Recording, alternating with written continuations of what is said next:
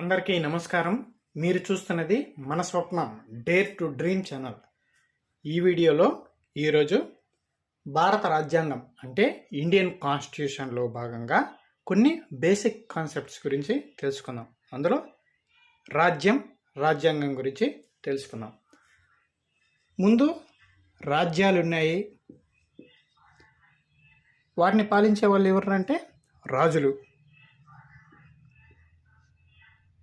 ఇప్పుడు రాజ్యాలు లేవు, ఇప్పుడు ఉండేది దేశాలు. ఇప్పుడు రాజులు లేరు. రాజుల స్థానంలో అధ్యక్షులు అంటే దేశ అధ్యక్షులు, ప్రధానులు అంటే ప్రైమ్ మినిస్టర్స్ ఉంటున్నారన్నమాట. Presidents, PMs, prime ministers. ఇప్పుడు కంట్రీస్.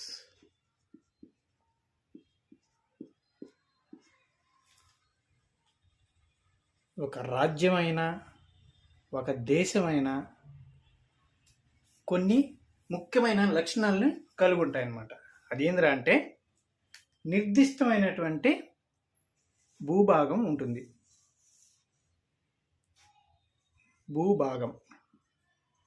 నిర్దిష్టమైనటువంటి భూభాగం అంటే ఇంతవరకు ఈ దేశానికి సంబంధించిన భూమి ఇంత అనేసి, అప్పుడైతే ఆ రాజ్యాలు ఇన్ని ప్రాంతాలు ఇన్ని ఊర్లు కలిపి ఇది ఒక రాజ్యం, ఈ రాజ్యానికి సంబంధించింది అనేసి ఉండేదన్నమాట అప్పుడు. ఇప్పుడు ఇంతవరకు వచ్చేది భారతదేశానికి సంబంధించిన భూమి కాబట్టి అది భారతదేశం. ఇక్కడి నుంచి ఇక్కడి వరకు ఉండేది పాకిస్తాన్కి సంబంధించింది, అది పాకిస్తాన్కి సంబంధించిన భూభాగం. అమెరికాకు సంబంధించిన అయితే అమెరికాకు సంబంధించిన భూభాగం. అలాగా ఉండేటివి అనమాట. ఇప్పుడు ఉంటున్నాయి అన్నమాట దేశాలు. భూభాగం ఉంటే సరిపోతుందా?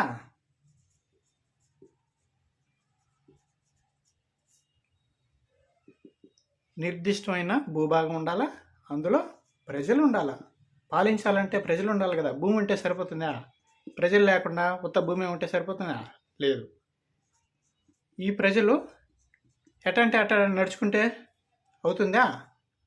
కాదు. వాళ్ళు ఏం చేయాలా? ఈ ప్రజలు కొన్ని రూల్స్ అండ్ రెగ్యులేషన్స్ని పాటించాలి.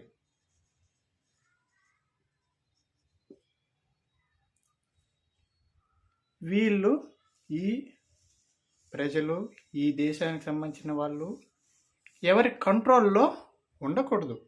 అంటే వాళ్ళు స్వతంత్రంగా ఉండాలన్నమాట. స్వతంత్రంగా అంటే వేరే దేశాల యొక్క ప్రభావం లేకుండా, వేరే దేశాల యొక్క అదుపాజ్ఞలలో ఉండకూడదు. అంటే వాళ్ళు సావరెన్ అంటే సార్వభౌమం ఉండాలి, సార్వభౌమం కలిగి ఉండాలన్నమాట.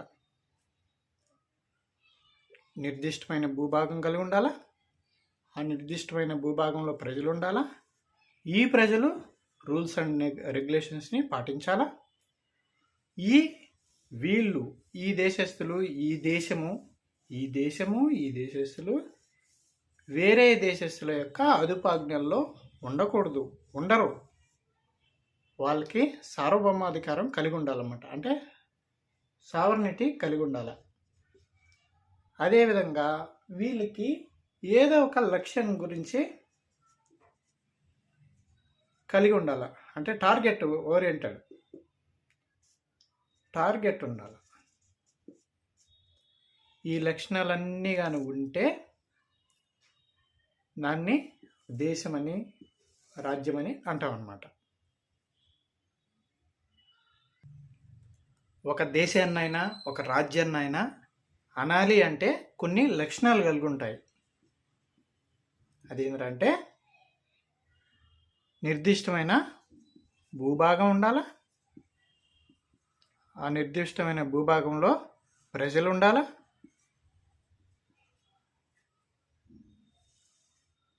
వాళ్ళు రూల్స్ అండ్ రెగ్యులేషన్స్ పాటించాలా.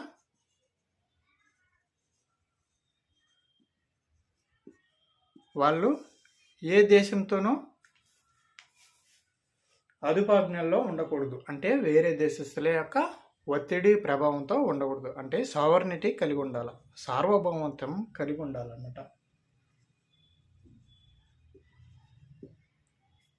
ఈ దేశం ఆ రాజ్యం ఏదో ఒక టార్గెట్ ఓరియంటెడ్తో పనిచేస్తుంది.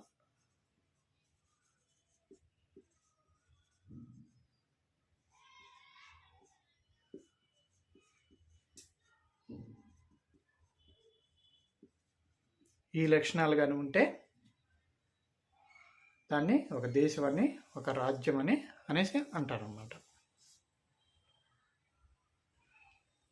ఇప్పుడు రాజ్యాలు లేవు, రాజులు లేరు, కాబట్టి ప్రస్తుతం ఉండేది దేశాలు. అంటే మనం ఇప్పుడు దేశాన్ని అనాలంటే కొన్ని లక్షణాలు ఉండాలనేసి చెప్పుకున్నాం కదా. అదేంటండి, ఇప్పుడు మీరు స్క్రీన్లో చూస్తున్నారు, ఇది వరల్డ్ మ్యాప్. అందులో మన కండిషన్స్ చెప్పుకున్నాం కదా, లక్షణాలు అంటే నిర్దిష్ట భూభాగం ఉండాలి. ఇప్పుడు ఇండియా తీసుకుంటే దీనికి నిర్దిష్టమైన భూభాగం ఉండదన్నమాట. ఇది ఇండియా, దీని భూభాగం ఇది అని అంటాం.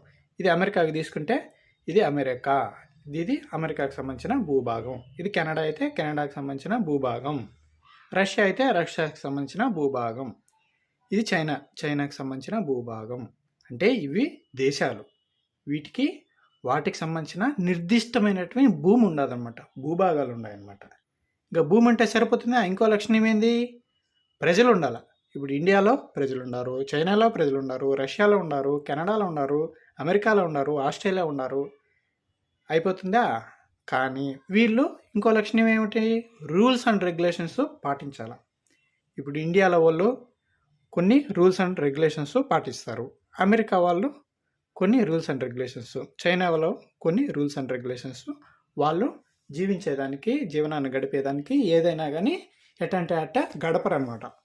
ఏదైనా ఒక సిస్టమేటిక్ వేలో కొన్ని రూల్స్ అండ్ రెగ్యులేషన్స్ పాటించి పోతూ ఉంటారు అనమాట. ఒక ఎగ్జాంపుల్ చెప్తే, మన ఇండియాలో బైక్ అన్నా, ఏదైనా 2 వీలర్ అయినా 4 వీలర్ అయినా ఏదైనా కానీ నడవడం అయినా కానీ రోడ్డుకి ఎడం పక్కన నడవాలి, పోవాలి అనేసి అదొక రూలు. ఇలాంటివి అనమాట. ఇంకా రూల్స్ ప్రతి ఒక్క దేశానికి సార్వభౌమత్వం ఉంటుందన్నమాట. అంటే ఇండియాకి సావర్నిటీ ఉంది, అంటే వేరే దేశం యొక్క ఒత్తిడి దీని మీద లేదు, ఇది స్వతంత్రంగా ఉంటుందన్నమాట. అదేవిధంగా ఆ దేశాలు స్వతంత్రంగా సార్వభౌమాధికారం కలిగి ఉంటాయన్నమాట. అదొక లక్ష్యం అనమాట. అదేవిధంగా ప్రతి ఒక్క దేశము ఏదో ఒక లక్ష్యం పెట్టుకొని ముందుకు సాగుతూ ఉంటుందన్నమాట. ఈ లక్షణాలన్నిటినీ ఒక దేశం అనేదానికి చెప్పదగ్గ లక్షణాలు అన్నమాట. ప్రపంచంలో ఉన్నటువంటి ఏ దేశాలు వాళ్ళ దేశాలకు సంబంధించినట్టుగా, దానికి అనువైనట్టుగా కొన్ని రూల్స్ అండ్ రెగ్యులేషన్స్ రాసుకుంటాయన్నమాట. అవి రిటర్న్గా ఉండొచ్చు, రిటర్న్గా లేకపోయినా సాంప్రదాయాల ప్రకారం వస్తూ ఉండొచ్చు అనమాట. అంటే రూల్స్ అండ్ రెగ్యులేషన్స్.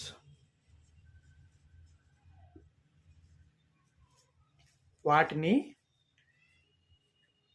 రిటర్న్గా ఉంటే అన్రిటర్న్గా ఉంటాయి. అంటే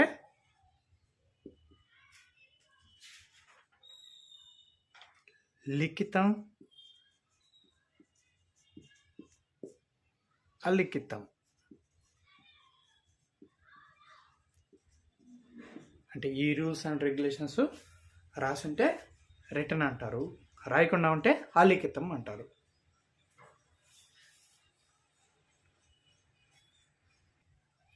ఈ రూల్స్ అండ్ రెగ్యులేషన్స్ అనేటివి ఆ దేశాలకి సంబంధించినటివి. అంటే ఒక దేశానికి ఉన్నట్టు ఇంకో దేశానికి ఉండొచ్చు, ఉండకపోవచ్చు అన్నమాట. మన భారతదేశానికి సంబంధించిన రూల్స్ అండ్ రెగ్యులేషన్స్ రాసుకున్నాం. అది ఏమంటాం, కాన్స్టిట్యూషన్ అంటాం. అది మనకు సంబంధించింది. దాన్ని ఏమంటారు, ఇండియన్ కాన్స్టిట్యూషన్ అంటాం. అదే అమెరికాకి సంబంధించింది రూల్స్ అండ్ రెగ్యులేషన్స్ వాళ్ళు రాసుకున్నారు, ఆ కాన్స్టిట్యూషన్ ఏమంటారు, యుఎస్ఏ కాన్స్టిట్యూషన్, లేకపోతే అమెరికన్ కాన్స్టిట్యూషన్ అంటాం. అదే బ్రిటన్కి సంబంధించింది అయితే బ్రిటన్ కాన్స్టిట్యూషన్. ఈ విధంగా ఏ దేశాలకు సంబంధించిన రూల్స్ అండ్ రెగ్యులేషన్స్ వాళ్ళు సపరేట్గా రాసుకుంటారన్నమాట, లేకపోతే సంప్రదాయాల ప్రకారం పాటిస్తూ వస్తారన్నమాట. దాన్ని ఏమంటారంటే ఆ దేశాలకు సంబంధించిన రాజ్యాంగం అంటారు. భారతదేశానికి సంబంధించిన అయితే భారత రాజ్యాంగం అంటాం, అమెరికాకి సంబంధించిన అయితే అమెరికా రాజ్యాంగం, బ్రిటన్కి సంబంధించిన అయితే బ్రిటన్ రాజ్యాంగం, పాకిస్తాన్కి అయితే పాకిస్తాన్ రాజ్యాంగం, నేపాల్కి సంబంధించిన నేపాల్ రాజ్యాంగం, ఇలా వాళ్ళ కాన్స్టిట్యూషన్ని అంటాం. ఇక్కడ కాన్స్టిట్యూషన్లు 2 రకాలన్నమాట. అది ఏంటంటే రిటన్ కాన్స్టిట్యూషన్, అన్రిటన్ కాన్స్టిట్యూషన్. అంటే ఇది లిఖిత, అలిఖిత. అంటే రిటన్ కాన్స్టిట్యూషన్ అంటే దీంట్లో రూల్స్ అండ్ రెగ్యులేషన్స్ని రాసి ఉంటారన్నమాట.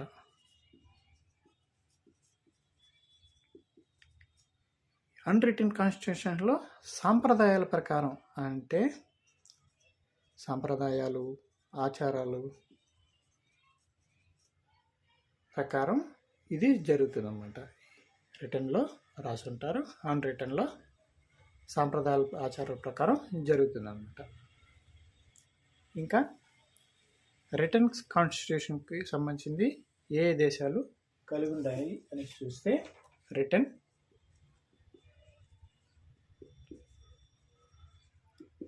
కాన్స్టిట్యూషన్ ఒక ఎగ్జాంపుల్స్ ఏవేవి రిటన్ కాన్స్టిట్యూషన్స్ ఉన్నాయి అని అంటే, మన ఇండియాది రిటన్ కాన్స్టిట్యూషన్ కదా, రిటన్ కాన్స్టిట్యూషన్ కలిగి ఉంది ఇండియా. అదేవిధంగా అమెరికా, దానికి రిటన్ కాన్స్టిట్యూషన్ ఉండాలి. అదేవిధంగా కెనడా,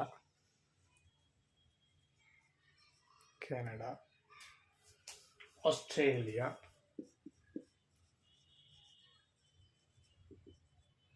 ఇలాగా కొన్ని దేశాలకి రిటన్ కాన్స్టిట్యూషన్ ఉండాలి. ఇంకోటి సాంప్రదాయాలు, అంటే అన్రిటన్ కాన్స్టిట్యూషన్ కలిగి ఉన్న దేశాలు ఏంటంటే, అంటే కొన్ని ఎగ్జాంపుల్స్ ఇవి. మొత్తం మనం ప్రపంచంలో ఉన్న దేశాలది మొత్తం చూడడం లేదు, ఊరికే రఫ్గా కొన్ని ఎగ్జాంపుల్స్. రిటన్ కాన్స్టిట్యూషన్ ఏ దేశాలు కలిగి ఉన్నాయి, అన్రిటన్ కాన్స్టిట్యూషన్ ఏ దేశాలు కలిగి ఉన్నాయి అనేసి చూసుకుంటాం. ఇప్పుడు సాంప్రదాయాల ప్రకారం జరిగేది ఏమిటంటే, కొన్ని దేశాలు ఉన్నాయి అన్రిటన్ కాన్స్టిట్యూషన్ ఫాలో అవుతాయి. అదేంటంటే ఒక ఎగ్జాంపుల్ బ్రిటన్. ఇప్పుడు మీకు గుర్తు రాలేదనుకోండి, ఇప్పుడు బ్రిటన్ అనేది దీనికి రిటన్ కాన్స్టిట్యూషన్ ఉందా, అన్రిటన్ కాన్స్టిట్యూషన్ ఉండాలి అని అంటే, బ్రిటన్కి అధ్యక్షులు ఉండరు అనమాట. బ్రిటన్కి అక్కడ ఉండేది రాణి అనమాట. రాణి ఎవరు? ఇప్పుడు ఎలిజబెత్ II, అంటే ఆమె రాణి కదా. అక్కడ ఏముంటుంది, వాళ్ళు చెప్పిందే శాసనం లాగా జరుగుతుంది. కాబట్టి వీళ్ళకి రిటర్న్గా ఉండదు అనేసి ఒక గుర్తు పెట్టుకోవడానికి. బ్రిటన్కి ఎవరు ఉంటారు? ప్రధాని ఉంటారన్నమాట, PM.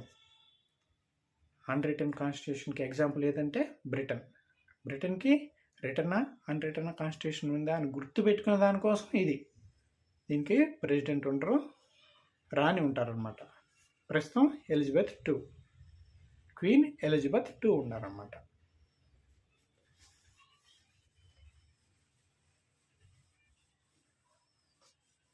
అదేవిధంగా రిటర్న్ అన్రిటర్న్ తెలుసుకున్నాం. ఇంకా ఏం తెలుసుకోవాలి? లౌకిక, అలౌకిక. లౌకిక అంటే సెక్యులర్ స్టేట్ అంటాం కదా.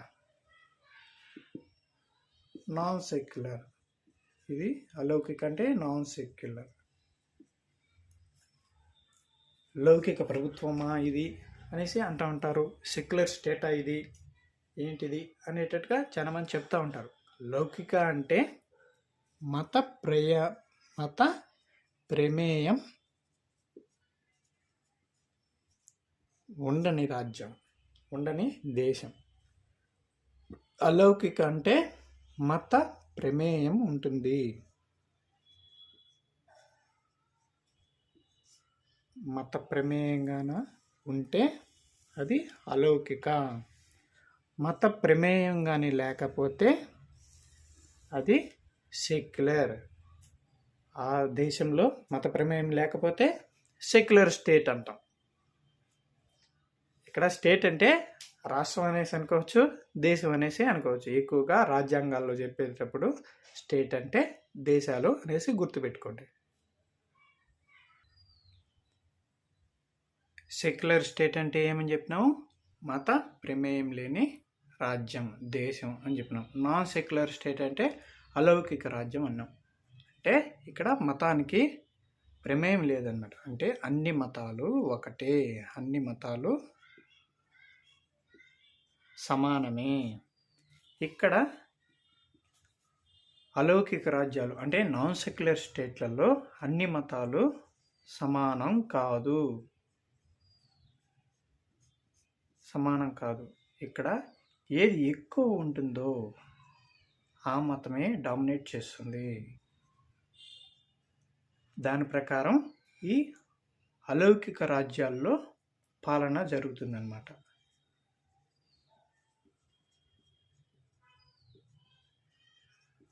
అంటే ఇప్పుడు ఎగ్జాంపుల్ తీసుకుందాం. పాకిస్తాన్ ఉంది. పాకిస్తాన్లో ఎక్కువ ఉండేది ఎవరంటే పాకిస్తాన్లో ముస్లింలు. వాళ్ళు దేని బేస్ చేసుకొని చేస్తారు? ఈ వాళ్ళ యొక్క మతం అయినటువంటి ముస్లిం దానికి సంబంధించిన బేస్ చేసుకొని వాళ్ళు పాలన చేస్తారన్నమాట. అదేవిధంగా Arab countries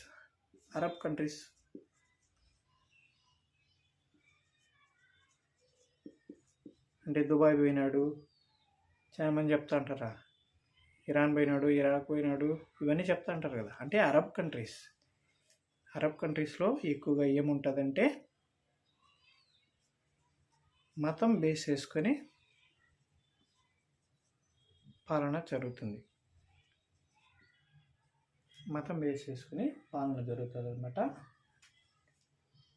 example Pakistan, Saudi Arabia, Iran మొదలైనటువంటి అరబ్ కంట్రీస్, కొన్ని ఆసియా దేశాలు అన్నమాట. అవన్నీ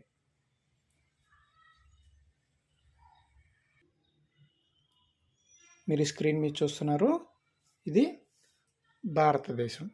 అంటే ఇది రిటర్న్ కాన్స్టిట్యూషన్ కలిగింది, సెక్యులర్ స్టేట్. ఈ పక్కన చూస్తున్నారు కదా, Pakistan, Iran, Iraq, Saudi Arabia, ఇవన్నీ ఏమిటి? అలౌకిక రాజ్యాలు. అంటే ఇక్కడ మత ప్రమేయంతో పాలన జరుపుతారన్నమాట. అంటే నాన్ సెక్యులర్ స్టేట్స్ అన్నమాట ఇది ఇండియా వచ్చే సెక్యులర్ స్టేట్. యునైటెడ్ స్టేట్స్ ఉన్నది, అమెరికా ఉంది, అది ఏమిటంటే సెక్యులర్ స్టేట్స్. అలాగనమాట. ఇటలీ దగ్గర రోమ్ ఉంటుంది కదా, ఇటలీ వాటికన్ సిటీ ఉంది కదా, అక్కడ ఎవరుంటారు? పోప్ ఉంటారు.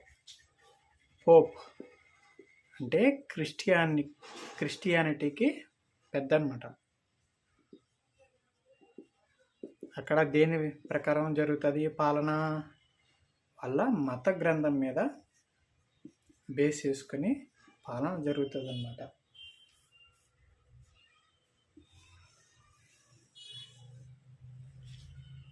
కాబట్టి ఇప్పుడు మనం ఏం చూసినాం?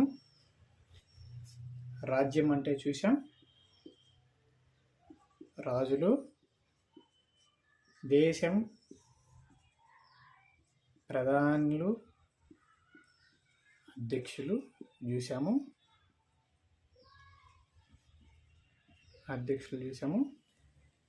రాజ్యం, రాజులు, దేశాలు, వాటి యొక్క రాజ్యం అంటే లేకపోతే దేశం అంటే ఉండాల్సిన లక్షణాలు చూసాము. ఇప్పుడు ఆ రూల్స్ అండ్ రెగ్యులేషన్స్ డేట్కి సంబంధించినన్ని రాజ్యాంగం చూసాం. అవి రిటర్న్ అన్రిటనా అని చూసాం. అంటే ఆ రాజ్యాంగాలు రిటర్న్గా ఉన్నాయా అన్రిటర్న్గా ఉన్నాయా చూసాం. అవి సెక్యులరా అంటే మత ప్రమేయం లేనివా లేకపోతే నాన్ సెక్యులరా మత ప్రమేయం ఉండేటివా అదే రాజ్యాలు అనేసి చూసామన్నమాట. అంటే ఇప్పుడు రిటర్న్ తెలుసుకున్నాం, అన్రిటర్న్ తెలుసుకున్నాం. ఇప్పుడు రిజిడ్ అన్రిజిడ్ గురించి తెలుసుకుందాం. అంటే రిజిడ్ కాన్స్టిట్యూషన్, అన్రిజిడ్ కాన్స్టిట్యూషన్. రిజిడ్ అంటే దృఢ రాజ్యాంగం. ఇది అన్రిజిడ్ అంటే అదృఢ రాజ్యాంగం.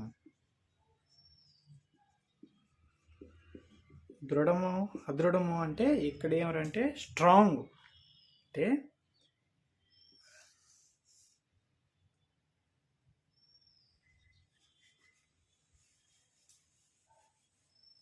రిజిడ్ కాన్స్టిట్యూషన్లో దాంట్లో ఉండేటువంటి సవరించాలంటే ఎక్కువ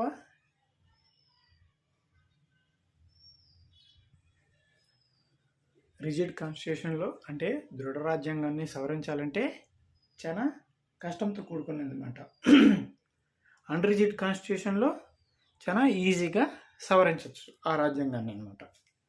రిజిడ్లో చాలా కష్టతరం. ఇప్పుడు ఎగ్జాంపుల్కి అమెరికా రాజ్యాంగం తీసుకోండి.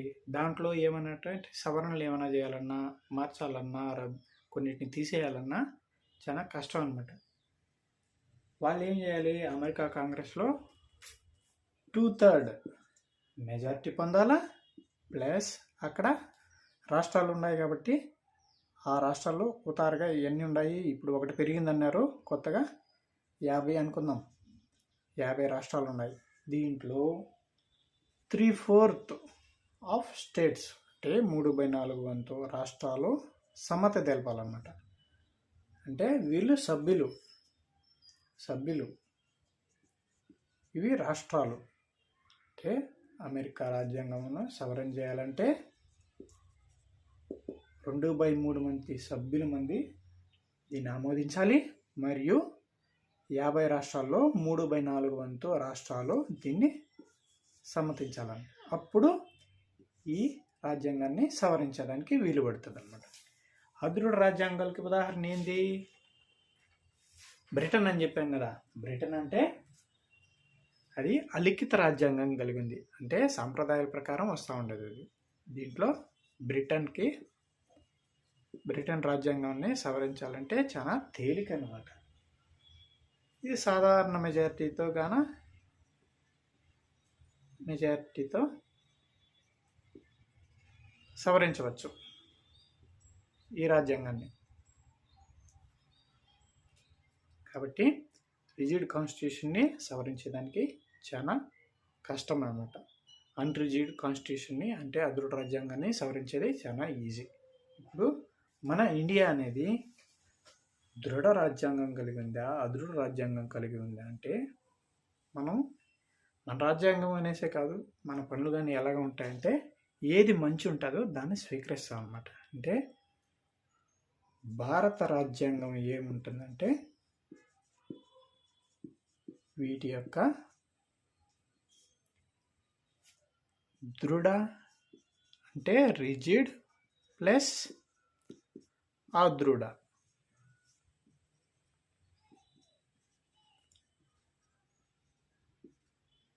వీటి యొక్క లక్షణాల సమూహం అన్నమాట భారత రాజ్యాంగం. దృఢ మరియు అదృఢ వీటి యొక్క సమ్మేళనం అన్నమాట.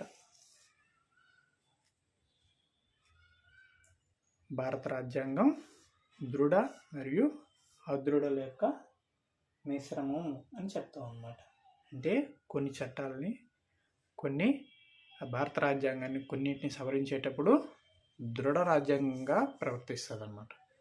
కొన్ని చట్టాలని కొన్ని భారత రాజ్యాంగంలో ఉండేటువంటి ఆర్టికల్స్ని సవరించేటప్పుడు అదృఢ రాజ్యాంగంగా ప్రవర్తిస్తుంది అన్నమాట.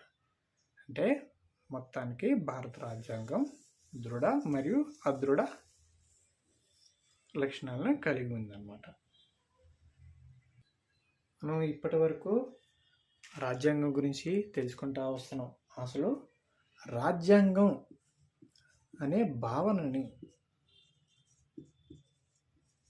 మొదట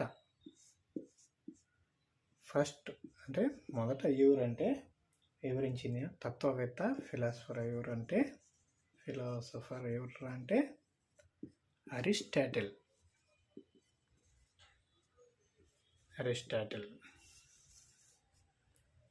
రాజ్యాంగం అనే భావాన్ని మొదట చెప్పింది ఎవరు అంటే అరిస్టాటిల్. ఓవరాల్గా ఈ వీడియోని సమప్ చేసి చెప్తే రాజ్యం గురించి తెలుసుకున్నాం. ఇప్పుడు దేశాల గురించి తెలుసుకున్నాం. ఇప్పుడు ప్రతి ఒక్క రాజ్యాంగమైనా దేశాలకైనా ఉండాల్సింది ఏంటంటే నిర్దిష్టమైన భూమి ఉండాలా, అంటే లక్షణాలు, భూభాగం, ప్రజలు, వాళ్ళు రూల్స్ అండ్ రెగ్యులేషన్స్ పాటించాలి, వాళ్ళు వేరే దేశాల యొక్క ఆధిపత్యంలో ఉండకూడదు, అంటే సార్వభౌమత్వం కలిగి ఉండాలా, సావర్నిటీ, వాళ్ళు టార్గెట్ ఎవరంటే ఏదో ఒక లక్ష్యంతో ఉంటారన్నమాట. ఈ లక్షణాలు అన్నమాట. ఇప్పుడు ఒక్కొక్క దేశానికి రాజ్యాంగం ఉంటుందన్నమాట.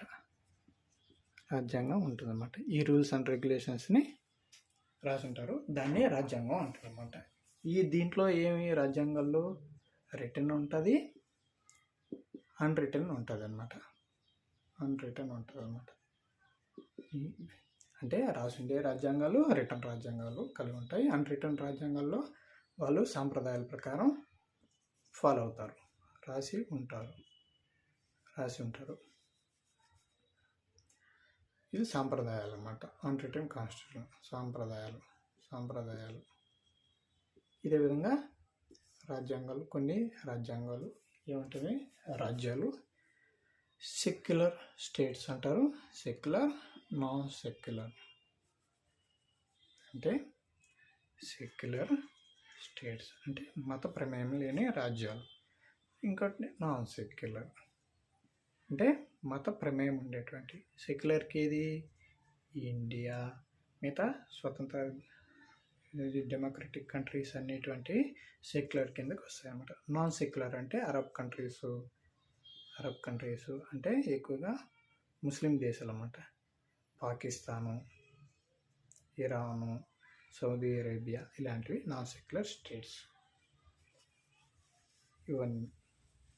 ఇవి కాకుండా ఇంకా మనం తెలిసింది ఏంటంటే రిజిడ్ కాన్స్టిట్యూషన్, అన్రిజిడ్ కాన్స్టిట్యూషన్.